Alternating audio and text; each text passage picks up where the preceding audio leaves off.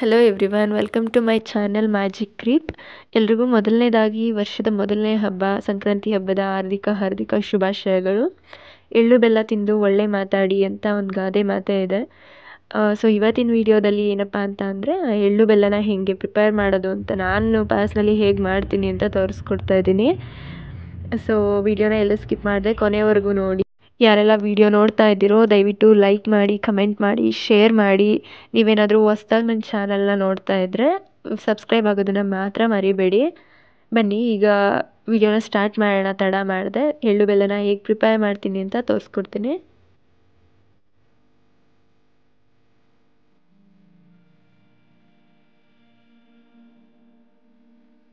ಮೊದಲಿಗೆ ನಾನಿಲ್ಲಿ ಕೊಬ್ಬರಿ ಮತ್ತು ಬೆಲ್ಲನ ಬಿಸಿಲಲ್ಲಿ ಒಂದು 3 ಡೇಸ್ ಚೆನ್ನಾಗಿ ಒಣಗಿಸ್ತಾ ಇದ್ದೀನಿ. ನಾನು ಕ್ವಾಂಟಿಟಿ ಎಷ್ಟೆಷ್ಟು ತೊಗೊಂಡಿದ್ದೀನಿ ಅಂತ ವಿಡಿಯೋ ಲಾಸ್ಟಲ್ಲಿ ಹೇಳಿದ್ದೀನಿ. ಸೊ ಈ ಥರ ಡ್ರೈ ಮಾಡೋದ್ರಿಂದ ಕೊಬ್ಬರಿ ಹಾಳಾಗೋದಿಲ್ಲ, ನಾವು ಆರಾಮಾಗಿ 1 ತಿಂಗಳೆಲ್ಲ ಸ್ಟೋರ್ ಮಾಡಿ ಇಡ್ಬೋದು ಅಂತ ಅಷ್ಟೇ. ಇಲ್ಲಿಗೆ ನಾನಿಲ್ಲಿ ಏನೇನು ಇಂಗ್ರೀಡಿಯೆಂಟ್ಸ್ನ ತೊಗೊಂಡಿದ್ದೀನಿ ಅಂತ ತೋರಿಸ್ತಾ ಇದ್ದೀನಿ ನೋಡಿ. ಎಳ್ಳು ಬೆಲ್ಲ ಮಾಡಲಿಕ್ಕೆ ನಾನಿಲ್ಲಿ ಕೊಬ್ಬರಿ, ಕಡಲೆ ಬೀಜ, ಹಾಗೆ ಕಡಲೆ ಮತ್ತು ಬೆಲ್ಲ, ಎಳ್ಳು, ಹಾಗೆ ಸ್ವಲ್ಪ ಇಲ್ಲಿ ಕಲರ್ ಜೀರಿಗೆ ಮತ್ತು ಸುಣ್ಣದ ಕಲ್ಲನ್ನ ತೊಗೊಂಡಿದ್ದೀನಿ. ಮೊದಲಿಗೆ ನಾನಿಲ್ಲಿ ಸ್ಟವ್ ಮೇಲೆ ಬಾಣಲಿನ ಇಟ್ಕೊಂಡು ಅದಕ್ಕೆ ನಾನು ತೊಗೊಂಡಿರೋ ಎಳ್ಳನ್ನು ಹಾಕ್ಕೊಂಡು ಹುರ್ಕೋತಾ ಇದ್ದೀನಿ. ಸೊ ಏನಪ್ಪ ಅಂತಂದರೆ ಯಾವಾಗಲೂ ಈ ರೀತಿ ಎಳ್ಳು ಬೆಲ್ಲಕ್ಕೆ ಹುರ್ಕೊಳ್ಳೋವಾಗ ಮೊದಲು ಬಾಣಲಿ ಮೇಲೆ ಎಳ್ಳನ್ನು ಇಟ್ಕೊಂಡು ಫ್ರೈ ಮಾಡ್ಕೊಳ್ಳಿ. ಏನಕ್ಕಂದರೆ ಬಾಣಲಿ ಸ್ವಲ್ಪ ಬಿಸಿ ಆಗಿರುತ್ತೆ, ಸೊ ಎಳ್ಳು ಹಾಕಿದ ತಕ್ಷಣ ಸೀದೋಗೋದಿಲ್ಲ. ನಾವು ಬೇರೆ ಎಲ್ಲ ಹುರ್ಕೊಂಡು ಲಾಸ್ಟಲ್ಲಿ ಹುರಿತೀವಿ ಅಂತ ಹೇಳಿದ್ರೆ ಬಾಣಲಿ ಆಲ್ರೆಡಿ ತುಂಬ ಬಿಸಿ ಆಗಿಬಿಟ್ಟಿರುತ್ತೆ. ಸೊ ಎಳ್ಳನ್ನು ಹಾಕಿದ ತಕ್ಷಣ ಎಳ್ಳೆಲ್ಲ ಪಟ್ಟಂತ ಸೀದೋಗ್ಬಿಡುತ್ತೆ. ಸೊ ಅದನ್ನು ಅವಾಯ್ಡ್ ಮಾಡಲಿಕ್ಕೆ ಅಂತ ಹೇಳಿ ನಾನಿಲ್ಲಿ ಫಸ್ಟೇ ಎಳ್ಳನ್ನು ಹಾಕ್ಕೊಂಡು ಹುರ್ಕೋತಾ ಇದ್ದೀನಿ. ಎಳ್ಳನ್ನ ಉರಿವಾಗಲೂ ಅಷ್ಟೇ ಎಲ್ಲೂ ಕೈ ಬಿಡದೆ ಉರಿಬೇಕು, ಇಲ್ಲಾಂದರೆ ಸೀದೋಗ್ಬಿಡುತ್ತೆ. ನೋಡಿ ಈ ರೀತಿ ಚೆನ್ನಾಗಿ ಫ್ರೈ ಆಗಬೇಕು. ಎಳ್ಳು ಬಂದು ಬ್ರೌನ್ ಕಲರ್ ಆಗಬೇಕು. ವೈಟ್ ಕಲರ್ ಏನು ತೊಗೊಂಡಿರ್ತೀವಿ ಅಲ್ವಾ, ಅದು ಸ್ವಲ್ಪ ಲೈಟಾಗಿ ಗೋಲ್ಡನ್ ಬ್ರೌನ್ ಕಲರ್ ಆಗಬೇಕು. ನೋಡಿ ಇವಾಗ ಇಷ್ಟ ಆಗಿದೆ. ಸೊ ಇದನ್ನು ಎತ್ತಿಟ್ಕೊಂಡು ಅದೇ ಬಾಣಲಿಗೆ ನಾನು ಕಡಲೆ ಬೀಜನ ಹಾಕ್ಕೊಂಡು ಫ್ರೈ ಮಾಡ್ಕೋತೀನಿ. ಈ ಎಳ್ಳು ಬೆಲ್ಲನ ತಿನ್ನೋದ್ರಿಂದ ಒಂದು ಸೈಂಟಿಫಿಕ್ ರೀಸನ್ ಇದೆ. ಏನಪ್ಪ ಅಂತ ಹೇಳಿದ್ರೆ ವಿಂಟರಲ್ಲಿ ಸ್ಕಿನ್ನೆಲ್ಲ ಡ್ರೈ ಆಗೋದ್ರಿಂದ, ಸೊ ಎಳ್ಳು ಬೆಲ್ಲ ತಿನ್ನೋದ್ರಲ್ಲಿ ಎಳ್ಳಲ್ಲಿ, ಕಡಲೆ ಬೀಜ ಅಲ್ಲಿ, ಹಾಗೆ ಕೊಬ್ಬರಿಯಲ್ಲಿ ಆಯಿಲ್ ಕಂಟೆಂಟ್ ಇರುತ್ತೆ. ಸೊ ಇದು ಸ್ಕಿನ್ ಹೆಲ್ತ್ನ ಬ್ಯಾಲೆನ್ಸ್ ಮಾಡುತ್ತೆ ಅನ್ನೋ ಒಂದು ಕಾನ್ಸೆಪ್ಟನ್ನ ತಲೆಯಲ್ಲಿ ಇಟ್ಕೊಂಡು ಹಿರಿಯರು ಈ ರೀತಿ ಎಳ್ಳು ಬೆಲ್ಲನ ಮಾಡ್ತಾಯಿದ್ರು.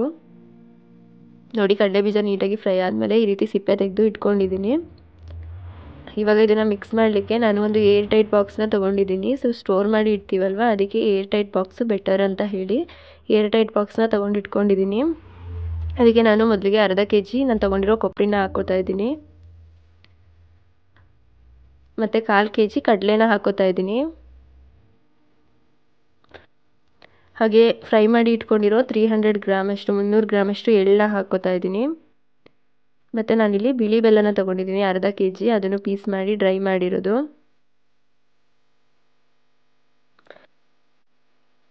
ಮತ್ತು ಅರ್ಧ kg ಕಡಲೆ ಬೀಜ, ಅದನ್ನು ರೋಸ್ಟ್ ಮಾಡಿ ಸಿಪ್ಪೆನ ತೆಗೆದು ಇಟ್ಕೊಂಡಿರೋ ಕಡಲೆ ಬೀಜನ ಹಾಕ್ತಾ ಇದ್ದೀನಿ. ಮತ್ತು ನಾನಿಲ್ಲಿ 50 ಗ್ರಾಮಷ್ಟು ಸುಣ್ಣದ ಕಲ್ಲನ್ನ ತೊಗೊಂಡಿದ್ದೀನಿ. ಮತ್ತು 100 ಗ್ರಾಮಷ್ಟು ಕಲರ್ ಜೀರಿಗೆನ ತೊಗೊಂಡಿದ್ದೀನಿ. ಅದನ್ನು ಕೂಡ 2 ಪ್ಯಾಕೆಟ್ ಇದೆ, 50 ಗ್ರಾಮ್ದು, ಅದನ್ನು ಆ್ಯಡ್ ಮಾಡ್ತಾ ಇದ್ದೀನಿ.